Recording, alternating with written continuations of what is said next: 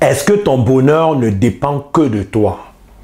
Le bonheur ne vient-il que de l'intérieur? Quelle est la part de l'extérieur dans ton bonheur? Est-ce que avoir de l'argent, un travail épanouissant, une famille unie, est-ce que ça influence ton bonheur? Peux-tu être vraiment heureux sans bien matériel? Je te pose cette question parce que beaucoup de personnes m'interpellent dans mes conférences, dans mes séminaires pour me dire « Brian, le bonheur vient uniquement de l'intérieur. » Et d'autres me disent « Non, non, non, non, le bonheur vient de l'extérieur. » Et toi, quel est ton avis? D'où vient ton bonheur? Quelle est la part de l'intérieur et de l'extérieur dans ton bonheur? Est-ce que c'est 50-50 ou alors c'est 80-20? Prends le temps de répondre à cette question et laisse-moi un petit commentaire. J'aimerais avoir aussi ton avis.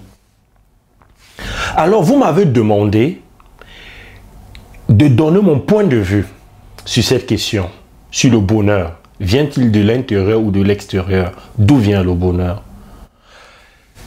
Je vais te dire, tu n'as pas à choisir un camp.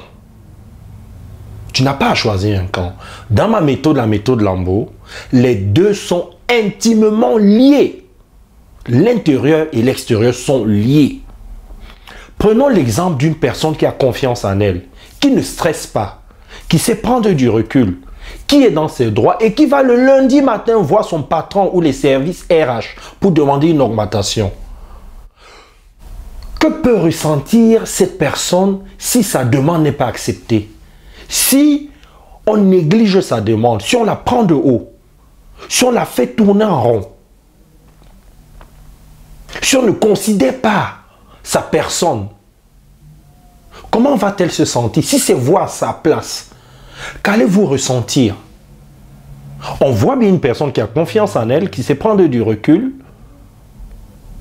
qui va faire une demande. La demande, c'est l'extérieur. Et la demande n'est pas acceptée. Va-t-elle bien dormir, cette personne? Sera-t-elle motivée pour aller travailler? Imaginez-vous un peu. Prenons cet exemple dans l'autre sens. Une personne qui a confiance en elle, qui ne stresse pas, qui est dans ses droits et qui va faire une demande et sa demande est acceptée. Vous pouvez imaginer les sensations agréables qui vont se diffuser dans son corps. Les sensations de satisfaction, de contentement, de plaisir. Elle aura la paix intérieure. Elle sera encore rassurée. Sa confiance va grandir.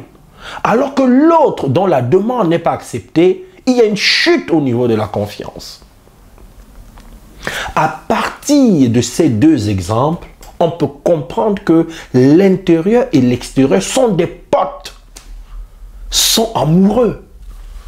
L'intérieur va vers l'extérieur et l'extérieur va vers l'intérieur. Les deux vont ensemble.